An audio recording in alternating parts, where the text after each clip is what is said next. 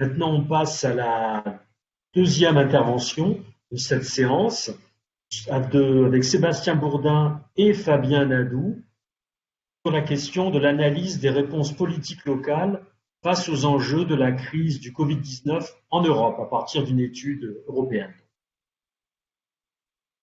Bonjour, vous voyez mon écran, c'est bon? Oui, Oui, merci Sébastien. Parfait. Bonjour à tous. Donc oui, on va essayer de vous présenter rapidement des éléments par rapport à une étude qui a été financée par le programme ESPON, donc qui est l'Observatoire européen de l'aménagement du territoire.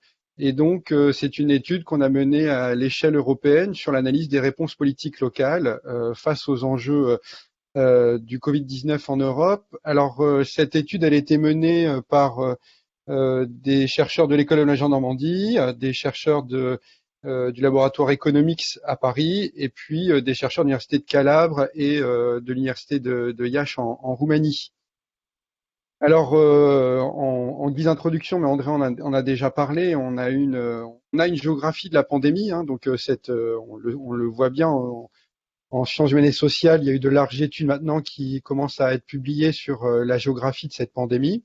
Et donc, on a eu des impacts différenciés et aussi des réponses politiques locales différentes qui ont d'ailleurs qui ont pu influencer cette géographie de la pandémie. Et donc, l'idée du projet de recherche, c'était à la fois d'analyser les facteurs qui expliquent cette géographie de la pandémie et la diffusion de la maladie en Europe, et puis d'autre part d'analyser quelles étaient les réponses politiques qui avaient été mises en place au niveau local pour atténuer les effets en quelque sorte de cette pandémie, notamment suite aux différents confinements qui ont été mis en place sur le territoire européen. Alors, cette pandémie elle a eu des incidences budgétaires inégales sur les autorités infranationales. Et puis donc là, on avait identifié 5 facteurs explicatifs. Le premier, c'est l'étendue et le type de compétences en matière de dépenses. Là, toutes les collectivités locales sont compétentes sur ces questions de dépenses et de politique locale. Les caractéristiques des revenus des gouvernements infranationaux et en particulier qui sont directement liés aux fluctuations économiques. Et donc à l'impact de cette crise sur l'économie des régions et des villes concernées. Les questions de flexibilité budgétaire, de santé financière aussi des collectivités, et puis l'étendue et l'efficacité des politiques de soutien des échelons supérieurs. Autrement dit, est-ce que les pays, en particulier les États, avaient ou non donné les moyens aux collectivités de mettre en place des politiques locales au niveau le plus proche des habitants et des entreprises et des acteurs économiques. Et donc forcément, ces incidences budgétaires, elles ont eu des conséquences assez importantes sur les réponses politiques locales, et c'est ce qu'on essaie de montrer notamment dans le programme ESPON. Alors il faut savoir que ce document du programme ESPON sortira fin janvier probablement, et donc sera consultable et les données avec. Alors, l'objectif de la partie qui concerne l'analyse des politiques locales, c'est d'avoir en fait une vue d'ensemble et de comparer ce qui avait été mis en place au niveau régional et au niveau des villes. Et on est parti du constat qu'il y avait énormément d'études qui avaient été réalisées à l'échelle nationale, hein. Donc là, traditionnellement, on retrouve le FMI, l'OCDE, la Banque européenne d'investissement, etc. Donc beaucoup de documents qui avaient été produits et qui analysaient quelles étaient les réponses qui avaient été données au niveau national, mais finalement peu d'études qui ont été réalisées à l'échelle infranationale et locale. Et donc l'idée de cette étude, c'était d'analyser ces réponses. Alors, comment on s'y est pris? On a collecté, Fabien vous représentera en détail comment on a collecté les informations, mais l'idée c'était d'aller chercher des informations qui ont été publiées au niveau local dans plusieurs villes et régions de l'Union européenne, enfin de l'Europe plus exactement, et à partir de ces analyses, pouvoir étudier et réaliser une typologie, en quelque sorte, des réponses politiques qui ont été mises en place au niveau local. Alors pour ça, il fallait construire une grille d'analyse, et cette grille d'analyse, elle visait à comprendre quelles étaient ces politiques avaient été mises en place pour faire face justement aux effets socio-économiques réels ou potentiels de la Covid-19. Alors on a identifié, on a fait une première typologie très classique des types d'actions publiques qui ont été mises en place au niveau local. Donc on avait identifié ce qui relevait des politiques locales de sécurité sanitaire, donc de distanciation sociale, etc. Les aides aux populations vulnérables, la vie de tous les jours, donc que ce soit sur les mobilités, le travail, le télétravail, etc. Donc comment les collectivités territoriales ont accompagné cette vie de tous les jours post-confinement, et puis les aides aux acteurs économiques suite au premier confinement. Et puis on s'est dit, on va aller un peu plus loin que cette simple typologie, et on va essayer de comprendre un peu plus en détail quels étaient les ressorts des actions publiques qui ont été mises en place. Et on a identifié 4 grands types de politiques. La première est consisté à atténuer, et donc là, l'objectif c'était de limiter les effets négatifs. Donc en gros, on limite la casse, donc des actions plutôt d'atténuation. On avait également des actions dites de compensation, où là, l'idée c'était juste de rétablir l'équilibre d'avant la crise, de pas chercher à bouleverser les choses, mais juste d'essayer de compenser les éventuels problèmes soulevés, problèmes socio-économiques.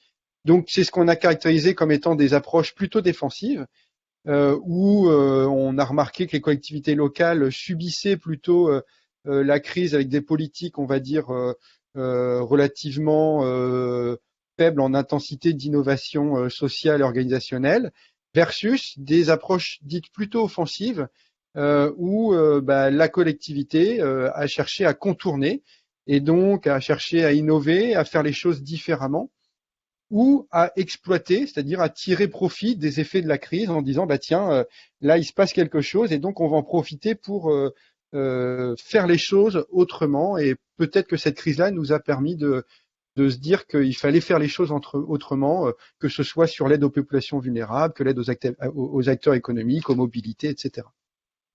Et puis on a rajouté un dernier type de points importants qui semblait pour l'analyse, c'est celui de l'introduction de la temporalité de l'action publique.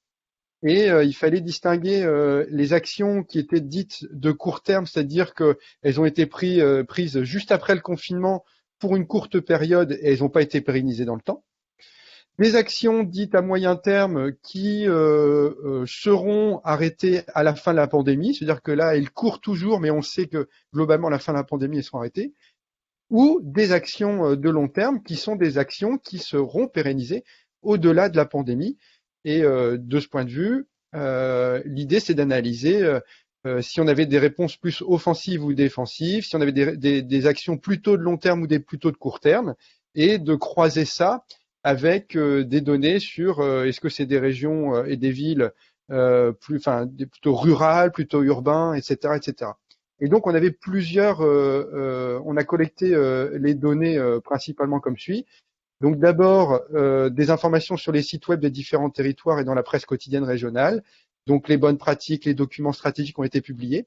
Et puis, on l'a fait à différents niveaux, donc petite versus grande ville, région urbaine versus région rurale, et aussi région épargnée versus région très touchée par la crise du Covid. Donc là, je laisse la parole à Fabien qui va présenter rapidement les listes des cas d'études et puis ensuite il va vous présenter les principaux résultats. Merci Sébastien. Alors effectivement, cette typologie dans différents pays, on a voulu balayer en fait les différents types de territoires qu'on pouvait trouver en base de données, notamment sur les données Eurostat et NUS3 qu'on avait à disposition, et jusqu'au moment où on avait voulu arrêter les données cet été. Et du coup, on a balayé 9 pays. Bon, là, il y en a 7 qui sont présentés. On en avait balayé 9, mais on a 7 pays avec 30 cas possibles, 28 exactement. Et puis, on a rajouté la question métropolitaine, en fait, dans nos données. On a donc balayé le fait que on avait des taux de cas et des taux de mortalité très importants dans des régions fortement urbanisées, d'autres cas de mortalité ou de faible mortalité dans des cas, dans des régions faiblement peuplées, et puis dans des régions intermédiaires qui étaient proches des métropoles ou connectées aux grands centres urbains. On a voulu regarder ce qui se passait aussi dans l'entre-deux. Donc on a listé en fait cette trame, cette typologie de territoire au travers des différents pays qu'on a ici, à la fois des pays d'Europe du Nord, parce que en fait on a voulu aussi essayer de regarder ce qui se passait en Europe du Nord, parce qu'on avait des réponses dites différentes de l'Europe du Sud. Donc on a pris des pays qui étaient très touchés, comme l'Italie, comme l'Espagne, et d'abord par la Covid-19, donc on les a pris en priorité. On a rajouté le Portugal parce qu'il semblait être un pays épargné au départ. Et puis à cela, on a voulu donc regarder ce qui se passait aussi d'un côté est-ouest, et on a pris donc des pays d'Europe occidentale et des pays d'Europe orientale.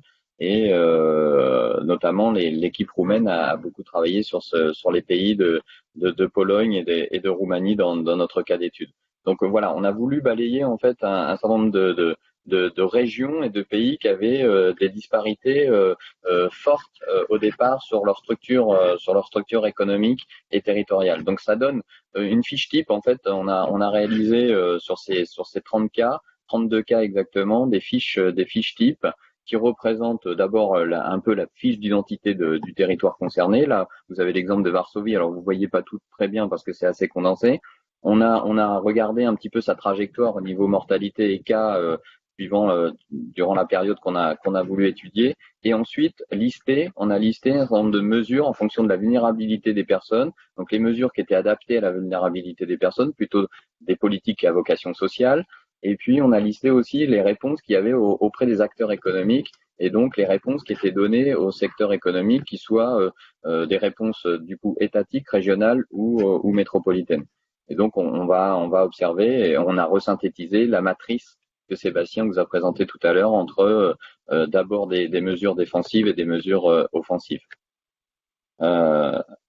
Donc on est parti en fait d'une hypothèse centrale. Sébastien l'a dit rapidement, mais je vais vous la rappeler, c'est de dire que finalement la capacité des territoires à répondre à cette crise de la Covid-19 varie d'un pays à l'autre. Ça, on s'en est bien douté au départ, parce que effectivement, il y avait des grosses disparités d'abord entre l'Italie, l'Espagne et puis le reste de l'Europe. Et puis après, ça, évidemment, la contagion a mis au jour un certain nombre d'abord de convergence et ensuite de disparités.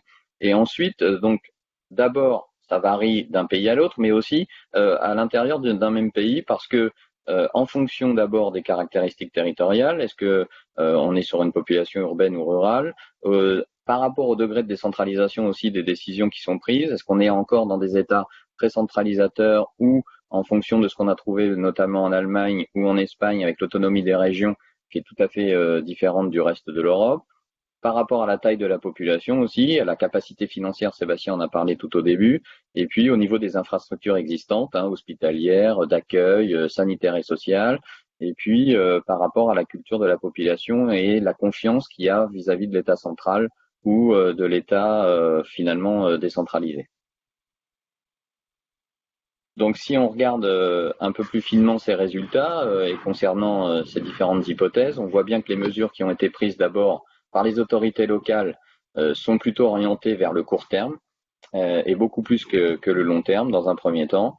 Les mesures prises par finalement les autorités locales sont plutôt réactives et défensives que offensives et proactives. Donc un manque d'innovation en fait par rapport à l'État. Alors évidemment, la situation d'urgence peut expliquer aussi ce manque de proactivité ou d'innovation, mais nous on a voulu en savoir un petit peu plus justement là-dessus.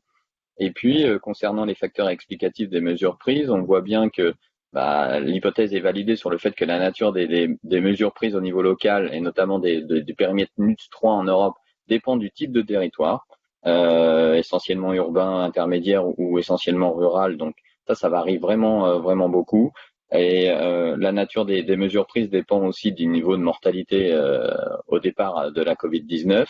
Et puis, en allant plus loin, nous, on veut regarder, donc on va avoir un certain nombre de résultats, un dernier panel de résultats qui va concerner bientôt, quand on aura clôturé complètement l'étude, là, d'abord sur la structure de gouvernance. Est-ce que finalement, Ça a joué sur la nature qui ont été prises au départ, au milieu de la crise, avec des reconfinements éventuels et vers la sortie de crise. Et puis, est-ce que finalement la nature des mesures, elles ne dépendent pas non plus de la dynamique économique ou démographique, socio-économique, qui prévalait avant la crise? Est-ce qu'on était déjà dans des situations de croissance ou de décroissance de ces territoires? Et est-ce que ça a joué sur la capacité des territoires à réagir, plutôt soit défensivement ou offensivement, ou à créer des innovations ou des choses un petit peu plus classiques? Donc on voit bien que les mesures finalement, au final, sont assez peu ambitieuses. C'est peut-être un grand mot, mais assez peu ambitieuses, même s'il y avait une situation d'urgence et de situations presque inédites. On voit bien que les mesures sont peu ambitieuses et concernent plutôt des mesures palliatives hein, dans le panel qu'on vous présente. Dans l'ensemble des 350, enfin des 400, presque 500 mesures, pardon, qu'on a pu identifier au travers de ces différentes fiches et territoires, on a un pourcentage très élevé sur la matrice qui concerne l'atténuation et le défensif. Donc on voit bien que en plus de cette vision un petit peu court-termiste et défensive, on voit qu'en plus les mesures concernent finalement les territoires ruraux ont du mal à être plus innovants que les territoires métropolitains sur cette part de court-termiste.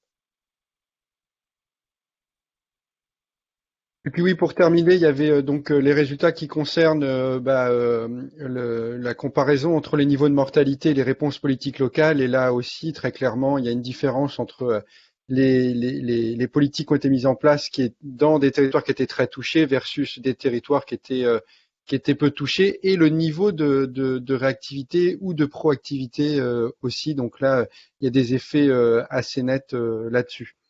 Juste pour terminer, dans les prochaines étapes, on a 2 enquêtes. Donc il y a une enquête qu'on a terminée en lien avec l'OCDE et le Comité des régions. Donc il y a un peu plus de 200 collectivités territoriales qui ont été interrogées. Donc on va exploiter prochainement cette enquête. Et puis on va faire une seconde enquête, en partenariat avec Eurocities, le Conseil européen des municipalités et des régions, et puis la Confédération européenne des autorités locales intermédiaires, pour analyser encore une fois plus en détail en fait les niveaux de mesures locales mises en place, la confiance du public envers les mesures qui ont été prises, etc., etc. Donc ça c'est dans les prochaines étapes. Et donc on vous remercie de votre attention. Merci tout le monde. Merci beaucoup à tous les deux. Donc, on a au moins une question de Marie Philippi déjà.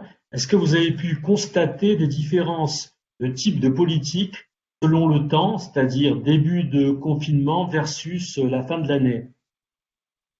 Alors en fait, on a fait notre analyse en gros février jusque août inclus. Mais par contre, ce dont on s'est rendu compte, c'est que au sortir de la crise, il y a eu une inflation des politiques mises en place, et essentiellement des politiques de plutôt court-termistes. Et on va dire que vers juillet-août, il y avait beaucoup moins de politiques, mais celles qui étaient mises en place étaient plutôt innovantes, avec d'ailleurs des effets d'imitation. Donc par exemple, je sais pas, il y a un truc un peu original qui a été mis en place dans telle ville au Portugal, et on retrouve une mesure équivalente mise en place 1 mois ou 2 mois plus tard en Europe centrale ou en France. Et donc on a retrouvé un petit peu ces effets d'imitation parfois, mais vraiment un décalage aussi dans le temps en termes d'intensité des mesures au fur et à mesure que la pandémie avançait. Ouais. Donc moi j'avais une question, vous dites que vous allez regarder, il me semble, hein, d'après ce que j'ai vu, l'impact de la gouvernance. De quelle manière, enfin, qu'est-ce que vous entendez par là, ou quel type d'indicateur vous avez pour évaluer cette gouvernance? Il y a 2 choses. Il y a la gouvernance multiniveau, c'est-à-dire collectivité territoriale avec beaucoup de pouvoir et dans des États plutôt décentralisés versus États centralisés. Donc ça, c'est une partie. Et l'autre partie, c'est plus qui a été mis autour de la table au niveau local pour mettre en œuvre ces politiques. Et donc toute la question de la concertation. Et donc dans la deuxième enquête là qu'on va mener, qu'on n'a pas encore lancée, on pose des questions sur qui était autour de la table, est-ce que les acteurs économiques étaient là, est-ce que les associations étaient là, etc., etc. Donc en fait, on essaie d'analyser ça à ces deux niveaux. Moi, on a des questions qui sont apparues dans le chat. Première question de Pascal Gillet. Est-ce que des territoires se sont distingués car ils se seraient appuyés sur du collaboratif ou des initiatives citoyennes? Alors, on peut pas encore complètement le dire. C'est-à-dire que d'une part, il y a l'enquête qu'on va faire et qui va peut-être nous permettre d'en savoir un petit peu plus. Néanmoins, il y a certaines innovations organisationnelles qui ont été mises en place ou par exemple sur la vulnérabilité sociale, il y a des choses qui ont été mises en place qui étaient plutôt sympas, innovantes, etc. et qui étaient plutôt portées par les citoyens que par le politique, mais reprises et financées en partie ou en tout cas déployées ensuite par la collectivité. Donc ça arrivait souvent. Donc ça, c'est un truc qu'il faut qu'on creuse, même si on a déjà vu un petit peu des premiers éléments, quoi. Ouais.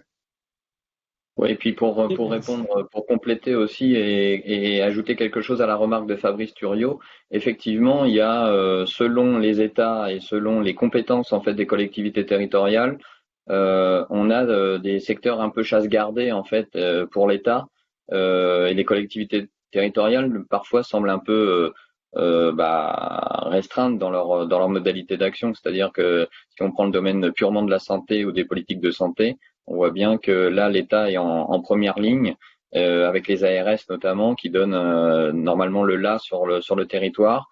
Et sur les politiques plutôt sociales, on a bien vu que les départements voulaient réagir parce qu'ils se sentaient un peu coincés ou délaissés par rapport aussi aux régions ou aux métropoles qui étaient mises en avant sur le développement économique. Et les départements ont surréagi là à l'automne en disant on existe, on est là, on a une politique sociale et on peut agir aussi à certains moments sur ce volet social. Alors, la question qu'on se posait avec Lise, c'était, là c'est une réponse qui concerne surtout la France que tu as donnée, et Oui. est-ce que c'est vrai pour l'ensemble des pays européens? Et après j'ai une question par rapport à ça, mais vas-y, tu peux commencer par répondre celle-là.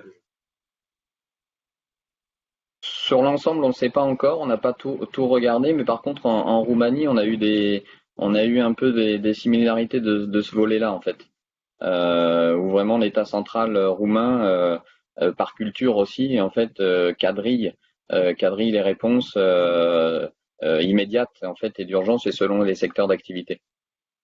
En Allemagne, par exemple, là, plutôt sur la partie économétrie spatiale quantitative, on a regardé aussi les niveaux de réponse politique et le niveau de pandémie, donc de nombre de morts de la Covid-19. Et on voit qu'il y a parfois des variations assez importantes entre les landers.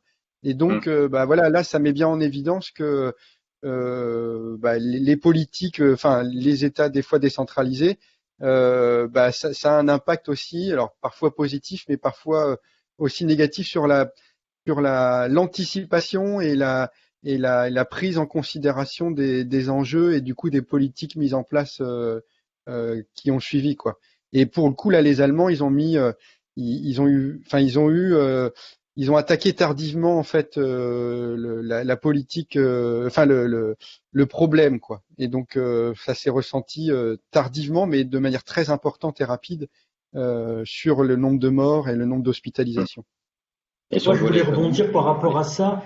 Est-ce que vous avez, comment vous faites pour évacuer l'effet structurel? Parce que vous comparez finalement des pays ou des régions extrêmement différentes, alors de vue géographique ou spatiale, mais surtout qui ont des institutions très très très différentes, donc une idiosyncrasie très très forte. Comment vous faites pour évacuer ça et pour qu'on puisse pas accuser finalement vos résultats, finalement de dire, finalement ce qu'ils ont mesuré, c'est peut-être simplement la différence de structure organisationnelle. Bah justement, l'idée c'était d'avoir là, on n'a pas fini, mais on a un volume assez conséquent par exemple, de réponses sur l'enquête OCDE et Comité des régions. Et donc derrière, on peut essayer de contrôler cet effet-là. C'est difficile à contrôler, mais en tout cas, Ce que l'enquête et les premiers traitements de cette enquête montrent, c'est qu'il n'y a pas forcément de corrélation entre niveau de niveau de développement économique. C'est pas systématique en fait. C'est pas toujours systématique. Il y a des régions qui sont développées et qui n'ont pas été particulièrement réactives, qui n'ont pas forcément mis de choses très innovantes en place, etc. Et à l'inverse, des régions plutôt pas favorisées et où il y a eu des belles choses qui ont été mises en place. Mais c'est vrai que cet effet-là, c'est le moins évident à contrôler. Mais on voit qu'il y a quand même pas mal de contre-exemples, donc du coup, ça nous fait dire que la relation, elle n'est pas si évidente que ça, quoi. Et d'ailleurs, quand on regarde là, d'un point de vue sur les publications, sur les facteurs qui expliquent les niveaux de mort au niveau régional en Europe, on voit bien que la densité, elle est parfois non significative quoi dans les modèles. Donc ça montre bien que où le niveau de développement économique selon les vagues, il est parfois significatif ou non. Donc ça veut dire que parfois voilà on a quand même pas la relation qu'on a dit au départ, c'est les régions les plus riches les plus touchées, les plus connectées au monde les plus touchées. Donc ça c'est vrai au départ. Mais par contre au fur et à mesure qu'on avançait dans la crise, et ben cette relation elle disparaît en fait. Et il y avait une question, je crois que ça sera la dernière pour vous, une question de Sylvain Rotillon, qui était avez-vous vu des variations en fonction de la couleur politique? On n'a pas regardé les couleurs politiques, mais ouais, on n'a pas regardé les couleurs politiques, mais c'est vrai que ouais, on aurait, on n'a pas encore lancé la dernière enquête, donc peut-être que ce serait le moment de rajouter cette question-là, parce que c'est vrai que c'est une question qui peut jouer, ouais, ouais, ouais, ouais, j'avoue, tiens, je me le note, merci. Ok, bah merci beaucoup, super intéressant.